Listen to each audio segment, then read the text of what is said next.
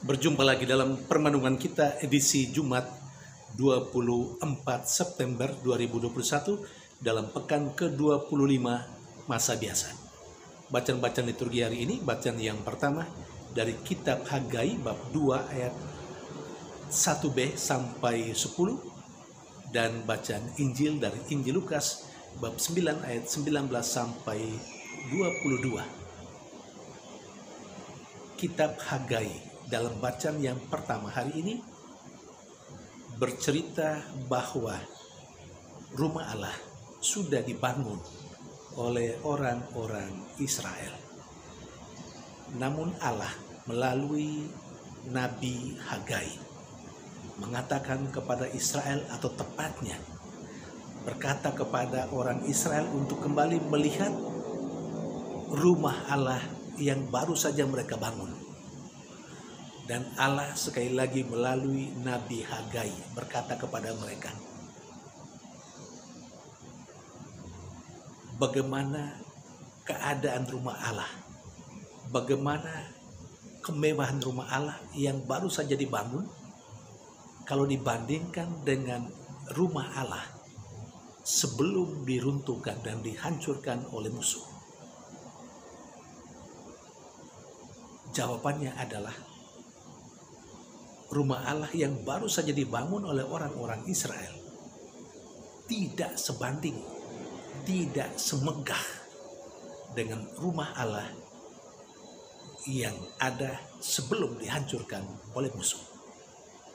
Dan karena itu Allah berjanji kepada orang-orang Israel melalui Nabi Hagai bahwa Dia sendirilah yang akan membuat rumahnya itu menjadi lebih megah dan lebih indah. Saudari dan saudara yang terkasih, memang rumah Allah dalam arti yang paling sempit adalah tempat ibadah.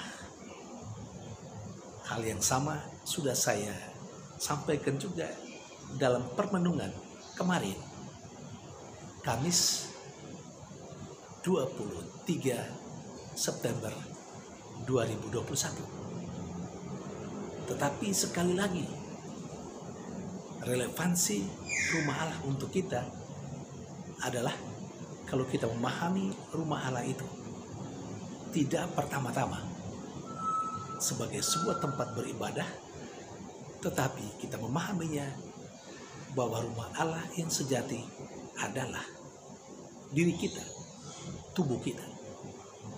Nah, kalau Allah mengajak orang-orang Israel untuk melihat bahwa rumah Allah yang mereka bangun tidak semegah seperti sebelumnya, maka demikian juga Allah itu sangat menghendaki supaya kita menata tubuh kita, menata hidup kita, menata diri kita, tidak hanya sampai pada hal-hal yang biasa saja, tetapi kita harus menata dan membuat hidup kita, diri kita menjadi lebih megah, lebih indah. Itu yang diharapkan oleh Allah. Saudari dan saudara yang terkasih, apakah kita telah menata hidup kita? Diri kita yang adalah rumah Allah itu sekedar sebatas yang biasa-biasa saja?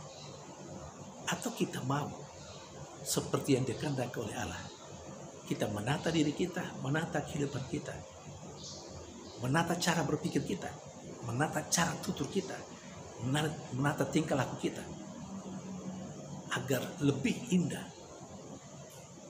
lebih megah dari hanya sekedar sebatas datar saja, atau sebegitu saja, atau yang biasa-biasa saja. Saudari dan saudara yang terkasih, yang terindah dan yang termegah kalau kita menjalani hidup kita sesuai dengan apa yang diharapkan oleh Allah. Kalau kita mempersembahkan diri kita bekerja atau ambil bagian dalam pekerjaan-pekerjaan Allah, kita mestinya memberikan yang terbaik. Memberikan yang terbaik itu berarti adalah melakukan apapun yang dikehendaki oleh Allah sesuai dengan pekerjaan yang dipercayakan kepada kita dengan tulus hati, tidak dengan iri hati, tidak dengan pikiran-pikiran yang manusiawi, tetapi kita mempersembahkan hidup kita tanpa pamrih, tanpa menuntut pujian, tanpa menuntut balasan, apalagi kalau minta dibayar.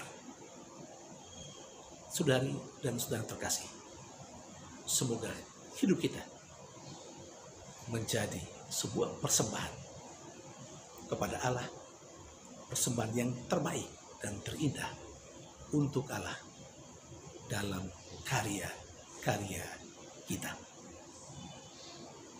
Sementara bacaan Injil, kepada kita diingatkan betapa Petrus memberikan jawaban yang tepat ketika Yesus bertanya kepada mereka, "Menurut kamu, siapakah aku?"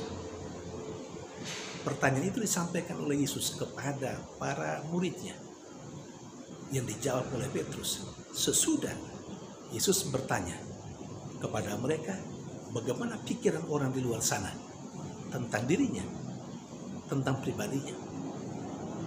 Orang di luar sana maksudnya orang yang tidak percaya kepada Yesus, orang yang hanya mungkin mendengar tentang Yesus.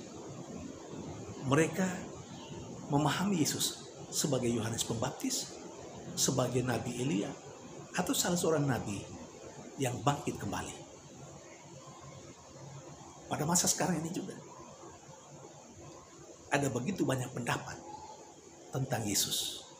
Ada yang mengatakan Yesus itu bukan Tuhan, Yesus cuma seorang nabi, dan macam-macam yang lain. Saya kira kita mengalaminya dan kita tahu tentang itu. Dalam banyak kesempatan di YouTube, begitu banyak orang berdiskusi tentang siapakah Yesus. Itu kata orang di sana, bahwa Yesus adalah manusia dan seterusnya dan seterusnya. Silakan, itu kata mereka. Tapi kalau kata kita sebagai yang percaya kepada Yesus, apa kata kita tentang Yesus? Apakah jawaban kita persis sama dengan jawaban Petrus? Engkau adalah Mesias, anak Allah. Tentu jawaban Petrus itu sangat benar. Selain menurut penginjil yang lain, jawaban Yesus itu adalah jawaban yang berasal dari Bapa. Dan itu Yesus katakan kepada Petrus, bahwa Bapa lah yang menjawab, maka Petrus cuma sekedar corong.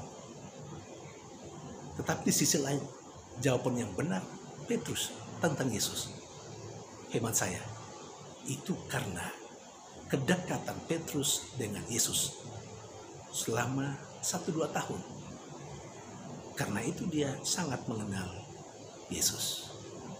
Saudari dan saudara terkasih, kalau kita mau mengenal Yesus dengan baik, maka kita pertama-tama diajak untuk harus lebih dekat dan lebih dekat setiap hari dalam kehidupan kita.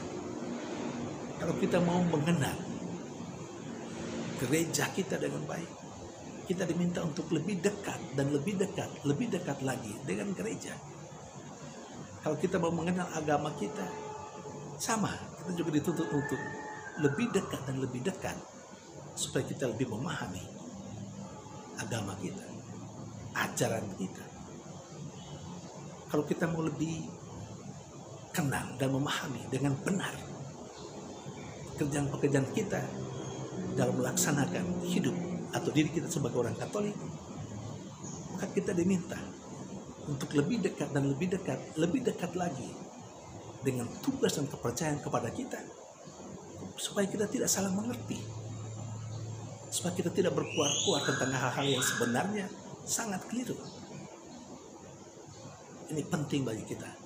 Kedekatan kita dengan seseorang membuat kita belajar dari orang itu dan mengenal serta memahami orang itu. Ini penting.